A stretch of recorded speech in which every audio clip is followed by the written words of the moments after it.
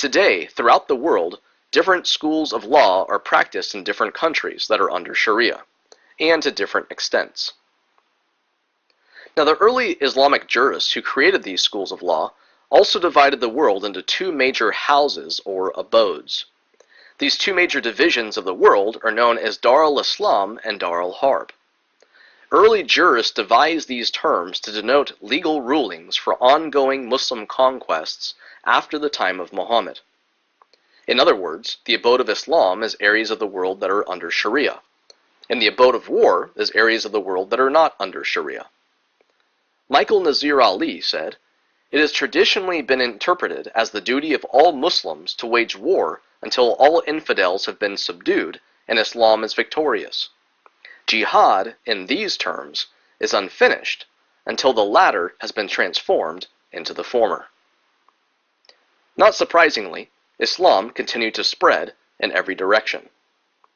This caused Muslims to come in contact with new information, societies, and cultures that they had never encountered before. Sometimes these external factors influenced Muslims more than Islam influenced them. And in the 1300s, a medieval Hanbali scholar named Taqi al-Din ibn Taymiyyah believed and taught that only the first 3 generations of Muslims followed the correct path of Islam. He defined a true Muslim as one who reads the Quran and follows the Sunnah, the lifestyle example of Muhammad. He said, any act of war against Dar al-Harb is morally justified, legal, and exempt from any ethical judgment. He also taught that fighting against non-Muslims is not the aim of the Islamic State, but fighting can be employed against those who deny Muslims the right to carry out their mission. What is that mission? The propagation of Islam. Around 400 years later, Ibn Taymiyyah had a huge fan by the name of Muhammad ibn Abdul Wahhab. Now, you probably have heard the term Wahhabi over the last couple of years, especially from the media. It's a grossly overused and misused term. Abdul Wahhab was an 18th century Sunni theologian who had memorized the Quran by the time he was 10 years old. He studied the work of Ibn Taymiyyah and became obsessed with Muslims returning to the puritanical norms that were practiced by Muhammad. Therefore, he held a severe and strict interpretation of the faith. Like Ibn Taymiyyah, al-Wahhab believed that the Quran and the Sunnah were the only 2 guides for personal conduct and governing law. He also worked with Muhammad ibn al-Saud to help create what we now know as Saudi Arabia. Now, when both of these men were alive in the 1700s, there existed a famous empire that was still in existence in the 1900s. That empire was the Ottoman Empire. These colors represent areas ruled by the Ottoman Empire, which was on a steady decline from the late 1600s to 1923. Whereas the colors in the previous map I showed you displayed the areas Islam spread to, the colors in this map show which areas were lost by the Ottoman Empire. And you can see that in 1923, the empire was down to just a fraction of what it once was. Then, in 1924, the Caliphate was abolished. Then, 4 years later, in 1928, a young 22-year-old named Hassan al-Banna established a group called Al-Ikhwan al-Muslimin, more commonly known as the Muslim Brotherhood. When it began, its goal was to educate its members and give them a correct understanding of Islam, and soon later it got involved in the political atmosphere. In 1938, at their 10th anniversary commemoration meeting, al-Banna said, "It is our conviction that the rulings and precepts of Islam are comprehensive and organize the affairs of this life and the next. Whoever believes that those precepts are only concerned with worship and spirituality is mistaken. Islam is creed and worship, country and nationality, religion and government, action and spirituality, book and sword." Their motto became, "Allah is our goal, the Prophet is our leader, the Quran is our law, Jihad is our way, dying in the way of Allah is our highest aspiration." Al-Banna's ambition was to create a global Islamic superstate instituting Sharia as a universal law. He said, It is a duty incumbent on every Muslim to struggle towards the aim of making every people Muslim and the whole world Islamic, so that the banner of Islam can flutter over the earth, and the call of the muezzin can resound in all the corners of the world. God is greatest, Allahu Akbar. Interestingly, al-Banna was also an admirer and supporter of Adolf Hitler, and in the 1930s he had Mein Kampf translated into Arabic. Still today, we see that some Muslims hate Jews just as much as Hitler did. This is not surprising, however, because al-Banna had ties to Haj Amin al-Husseini. He was not only a disciple of Hassan al-Banna, but he was also the Mufti of Jerusalem and a Muslim Nazi. He spent World War II in Berlin recruiting Muslims for Hitler's legions and laying plans to open gas chambers in the Middle East. Al-Husseini was also the uncle of Yasser Arafat. Now by this time, the Muslim Brotherhood claimed to have hundreds of thousands of members, a strong political following, and therefore quite a few enemies as well. That is when the Muslim Brotherhood's special apparatus began to assassinate opposing political figures. While all of this was happening, many people were keeping a close eye on the work of the Muslim Brotherhood. One of them was a man named Said Qutb. Like al-Banna, Qutb was also born in Egypt in 1906, and like Abdul Wahhab, Qutb had also memorized the Quran by the time he was 10 years old. In 1933, Qutb not only graduated from college and became a teacher through the Egyptian Ministry of Education, but he also began his literary career. However, after embracing Islam, the themes of his writings began to change. He not only began to follow the work of the Muslim Brotherhood, but he also began to start writing political articles which were in opposition to the Egyptian monarchy, and that brought conflict between himself and the Ministry of Education. Then, in 1948, the Ministry of Education was hoping to get Qutb more focused on his teaching career than his political work, so they sent him to America to work on a master's degree in education at the University of Northern Colorado in Greeley. However, he was scandalized by what he saw here in the separation of church and state and in American churches. While he was in Colorado, one evening he attended a United Methodist dance and thought it was completely immoral. This reinforced Qutb's support for the necessity of Sharia and his support of Hassan al-Banna and the Muslim Brotherhood. Al-Banna had said, "It is the nature of Islam to dominate, not be dominated, to impose its laws on all nations and extend its power to the entire planet." But then, on February 12, 1949, al-Banna was assassinated by the Egyptian government. After Qutb heard about it, he completed his master's degree and returned to Egypt in 1951. When he got there, he immediately became highly involved with the Muslim Brotherhood and became the editor-in-chief of their official journal. Qutb had also published a short essay titled "The America That I Have Seen," and in it he was critical of things he'd observed in the United States, its materialism, individual freedoms, economic system, racism, brutal boxing matches, poor haircuts, superficiality in conversations and friendships, restrictions on divorce, enthusiasm for sports, lack of artistic feeling, animal-like mixing of the sexes, which went on even in churches, and strong support for the new Israeli state. About a year later, on July 23, 1952, the Egyptian monarchy was overthrown in a coup d'etat by a group that turned out to be driven by Gamal Abdel Nasser. At first, Nasser's group seemed to cooperate with the Muslim Brotherhood for political purposes.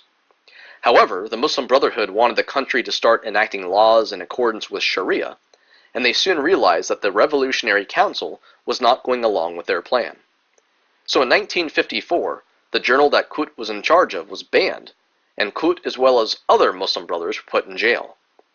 However, they weren't in jail for very long before they were released. Then, 9 months later, there was a failed assassination plot on the life of Nasser. Although there were mixed opinions on whether it was real or staged, Nasser used the incident to try and destroy the Muslim Brotherhood once and for all. Over 1,000 Muslim brothers were arrested and several leaders were sentenced to death. Qutb was tortured by his jailers, and afterwards he was so weak that he couldn't even be in the courtroom the day he was sentenced to 15 years in prison, which was in July of 1955. Out of all the books that Qut wrote in his life, his most popular works were written from his prison cell. It was in prison where he wrote his 18-volume tafsir titled In the Shade of the Quran. In 1964, due to poor health and a little political help from the president of Iraq, Qut was granted an early release from prison. However, shortly before he was released, his book Milestones had been published. The popularity of the book and its content resulted in Qut being rearrested in 1965, and he was sentenced with the death penalty. On August 29, 1966, Qut was hanged in Cairo, Egypt. This caused Muslims to recognize him as a martyr for the faith, and through his writings he had become the theologian of the Muslim Brotherhood. Today, Milestones is still one of the most popular books amongst Islamic fundamentalists. So what does Milestones contain? Simply the same viewpoints held by other reformers in the past. Like Abdul Wahhab and Ibn Taymiyyah, Qut wanted to get back to the Quran and the Sunnah, the example of Muhammad. He also said that the world is steeped in Jahiliyyah, just like it was in pre-Islamic Mecca. Qut also realizes and emphasizes the same pattern that we find when we study the life of Muhammad. Just as Muhammad in Mecca preached a simple message of monotheism, Qut said Muslims should focus on building community and inviting people to Islam, calling them out of the polytheistic Jahili system, and to realize, La ilaha illallah wa ashhadu anna Muhammadan Rasul Allah, that there is no deity except God, and to bear witness that Muhammad is the messenger of God. No need to give theology lessons, just simply call people to Islam. But it doesn't end there. Qut endorses and describes the same pattern that we find in Muhammad's life.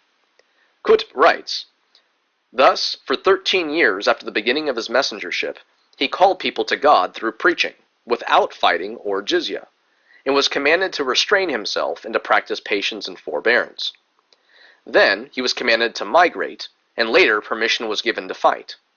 Then he was commanded to fight those who fought him, and to restrain himself from those who did not make war with him.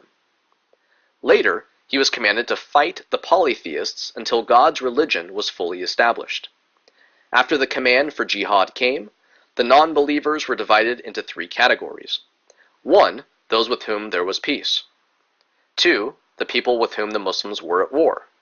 And 3, the dhimmis. One of Qutb's disciples was Ayman al-Zawahiri. By the age of 14, al-Zawahiri had joined the Muslim Brotherhood. After the Egyptian government executed Sayyid Qutb, al-Zawahiri's mission in life was to put Sayyid Qutb's vision into action. He helped form a group that was devoted to overthrowing the Egyptian government and replacing it with an Islamic state. His cell eventually merged with others to form al-Jihad, or Egyptian Islamic Jihad. But he eventually collaborated with Osama bin Laden to form what we now know as Al-Qaeda. Now you probably have heard of Al-Qaeda. Just about everyone has. Why is that? It's because the daily actions of Al-Qaeda, Boko Haram, ISIS, etc., cause them to wind up on the nightly news. But that isn't the case with the Muslim Brotherhood.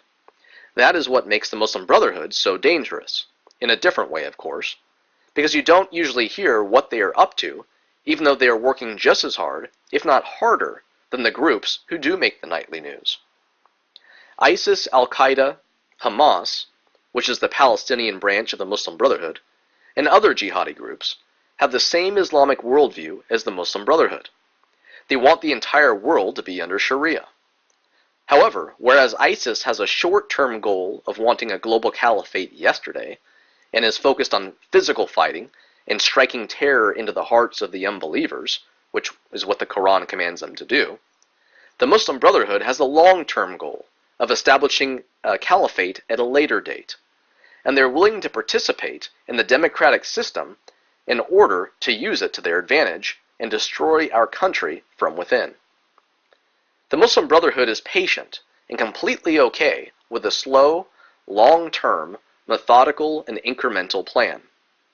Due to the major contrast between their methods of operation, ISIS is considered a group of jihadists, while the Muslim Brotherhood is usually considered peaceful. The Muslim Brotherhood's biggest problem with ISIS is that they are moving too fast, too soon. Unlike ISIS, the Muslim Brotherhood is open to modernizing without westernizing. That means they're open to a 21st century lifestyle, but an Islamic one, not a Western one.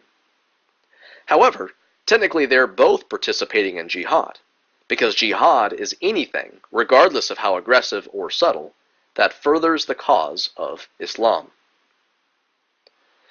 Muslim Brotherhood front groups include charitable foundations, labor associations, children and youth organizations, student associations, athletic and social clubs, publishing houses, media organizations, and non-profit organizations.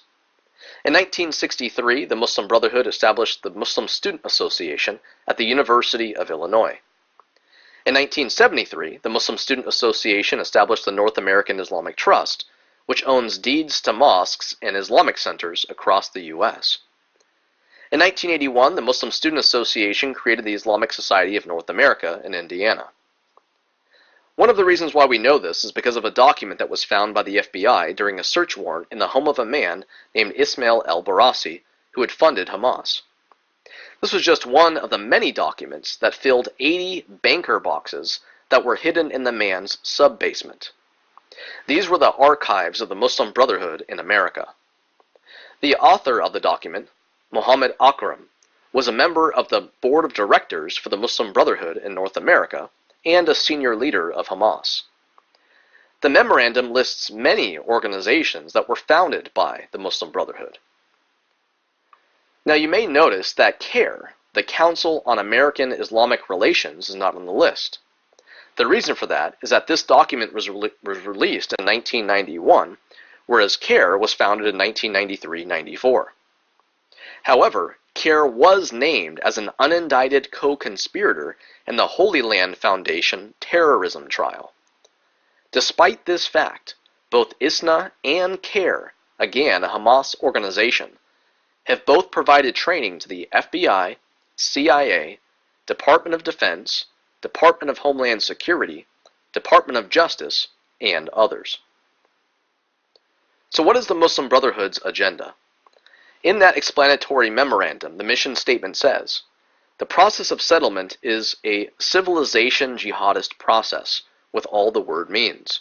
The Ikhwan, Arabic for Muslim Brotherhood, must understand that their work in America is a kind of grand jihad in eliminating and destroying the Western civilization from within, and sabotaging its miserable house with their hands, and the hands of the believers, so that it is eliminated, and God's religion is made victorious over all other religions. The Muslim Brotherhood works to get people who are affiliated with it into positions of power and influence, in order to infiltrate the highest levels of government, so that Muslim brothers are part of the decision-making process.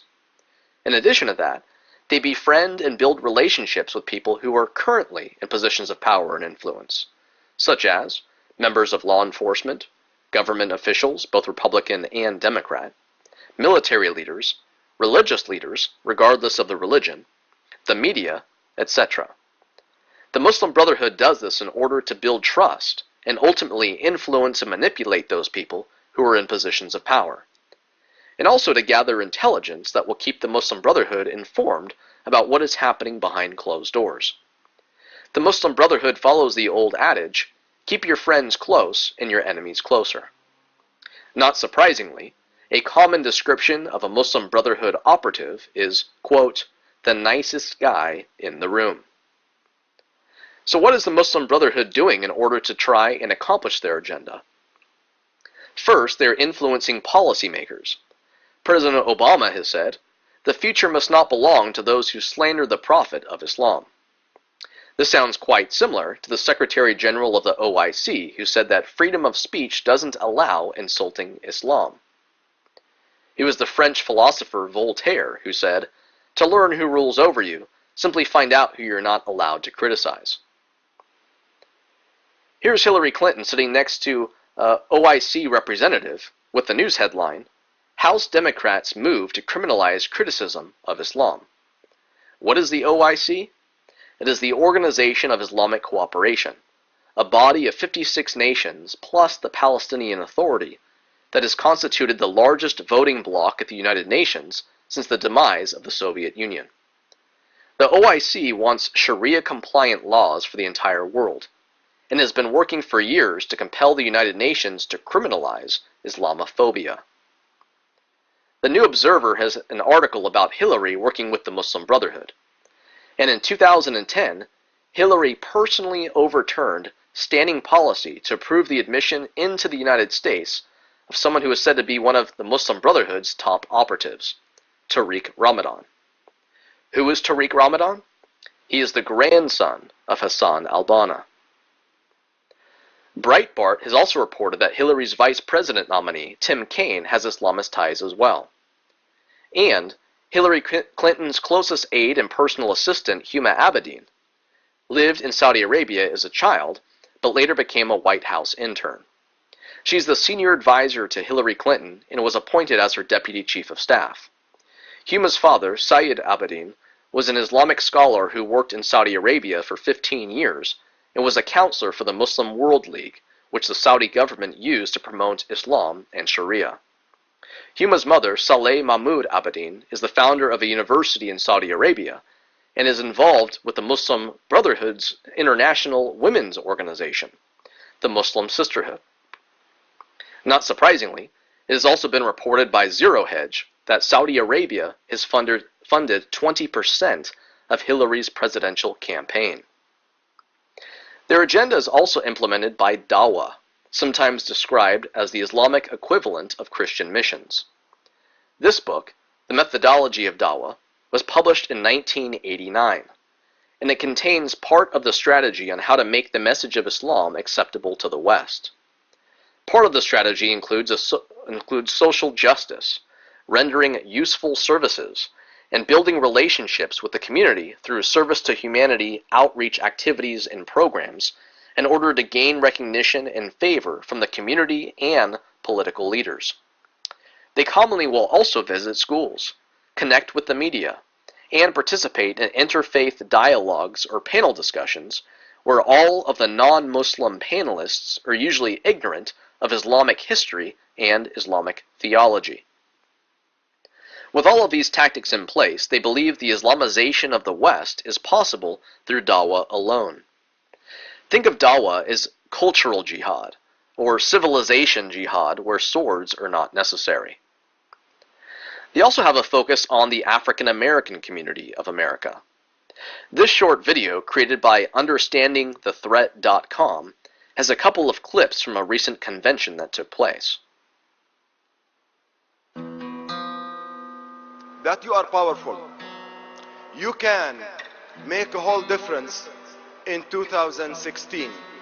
You can change the reality of our time. This is the time for us as American Muslims to be in the front, not to retreat, because all of you are leaders. Your votes are your negotiating power in the year 2016. Turn your centers, Islamic centers, mosques, into registration centers for voters. Black Lives Matter is our matter. Black Lives Matter is our campaign. Basically, you are the new black people of America. If we don't stand, you will see Muslims murdered in the streets. We are the community that staged a revolution across the world. If we could do that, why can't we have that revolution in America? In case you didn't notice, the man speaking in that video was Nahad Awad. He was the same man who was standing behind President George Bush during a news conference shortly after 9/11 in 2001. Awad has stated that mosques are not only centers for spirituality, they are now bases for political and social mobilization. So, to get more political and social mobilization, they simply need to build more mosques across urban and rural America. About 70 to 80% of the mosques that are being built in America are Saudi funded, and therefore they have a say in the teaching and preaching that happens in them. as well as the literature that they distribute. Also, whereas the average church is open on Sundays and perhaps for a Wednesday night Bible study, the average mosque and/or Islamic community center is open almost every day of the week. In 2015, there were a little over 3,000 mosques in the United States. That is around the same number of mosques and places of worship that are in Germany alone. How big is Germany? It is about 85% of the size of California. Imagine 3,000 mosques between Redding, California and North Los Angeles, and that will give you an idea of what Germany is like. Despite already having 3,000 mosques, Saudi Arabia has offered to build another 200 mosques for Germany in order to serve migrants and refugees. Even atheist Richard Dawkins called this offer a sick insult. Interestingly, despite all of the years of criticizing Christianity and the God of the Bible, which is what brought him most of his fame, Dawkins said more recently, "I have mixed feelings about the decline of Christianity, insofar as Christianity might be a bulwark against something worse." Since he is from the UK, perhaps Dawkins has seen how the growth of Islam, especially over the last few decades, has changed the UK's societies and political environment. We as Americans need to look to the UK and much of Europe and realize that we can either learn from their mistakes or follow in their footsteps. If you're unaware of what has happened in the UK, please watch 2 shows I did with Tommy Robinson, The Islamization of the United Kingdom and Enemy of the State. In the meantime, what are some other tactics being used to reach the future leaders of America?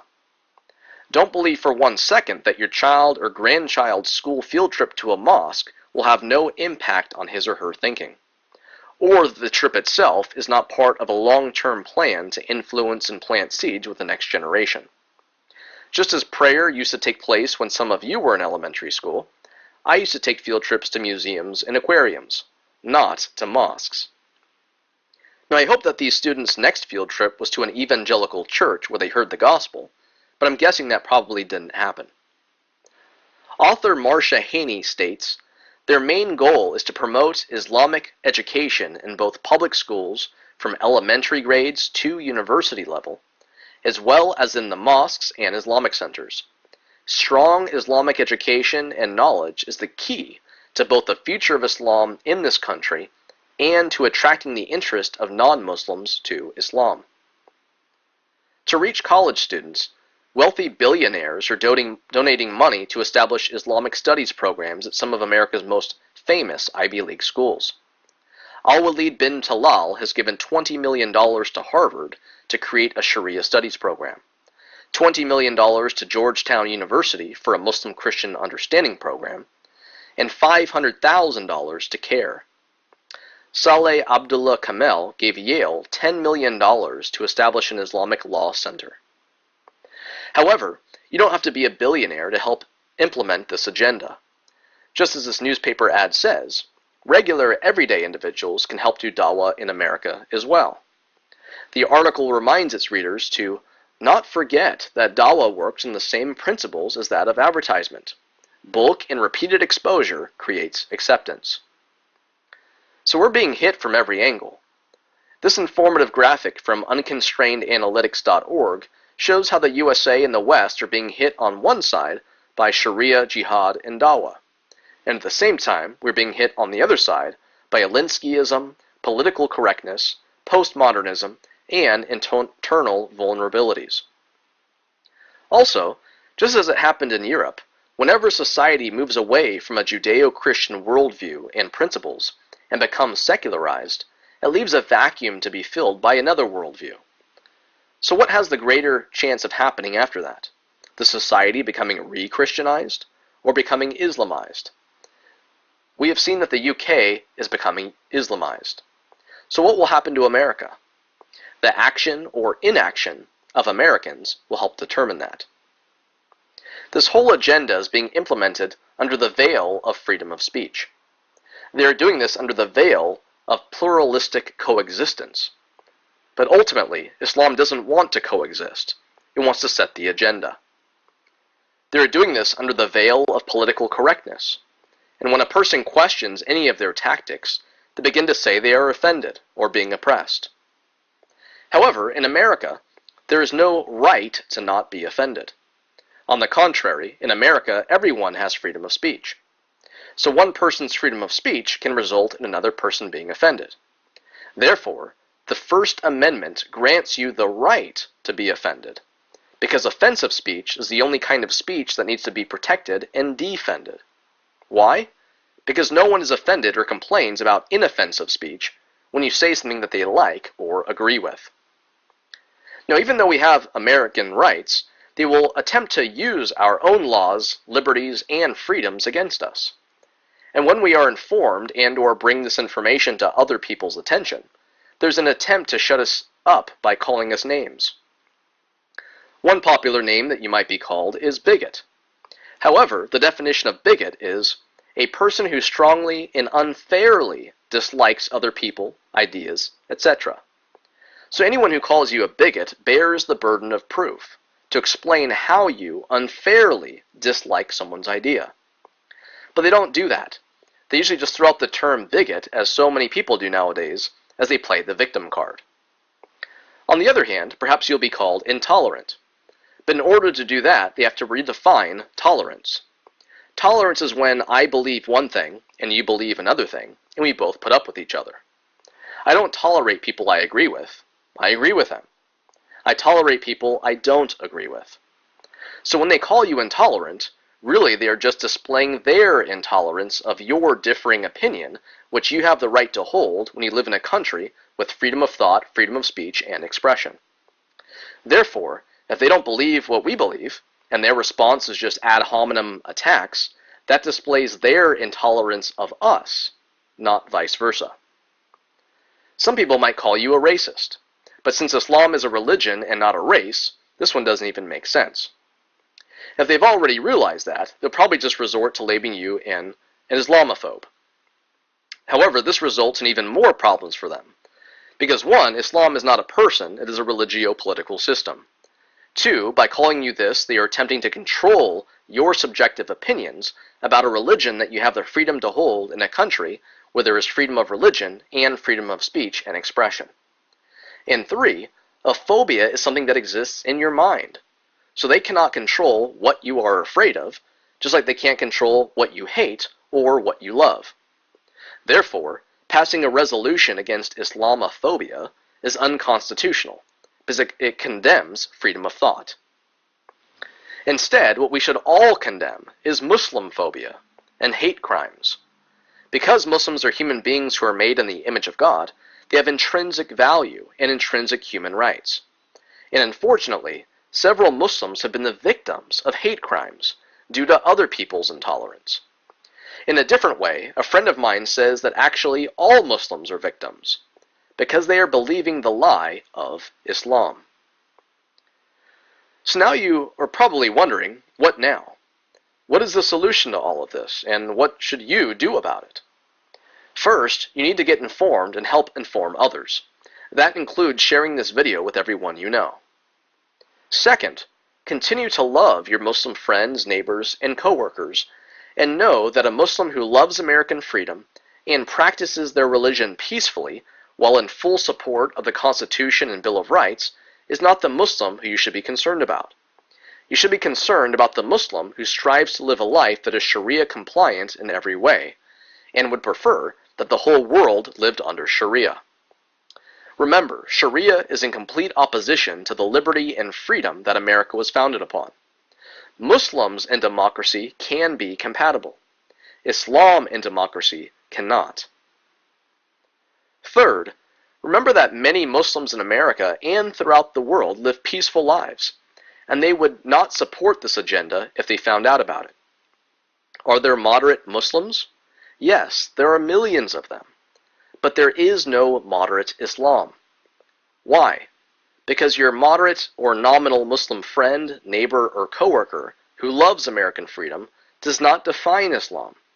Muhammad defined Islam 1400 years ago.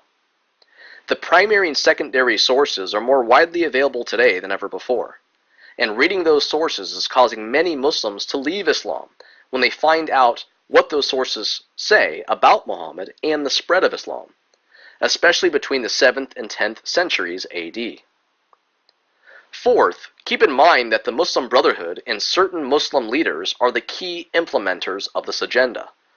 Therefore, it is very unlikely that the average US-born American Muslim is not only not aware of this agenda in general, but certainly not of the specific detailed steps in particular.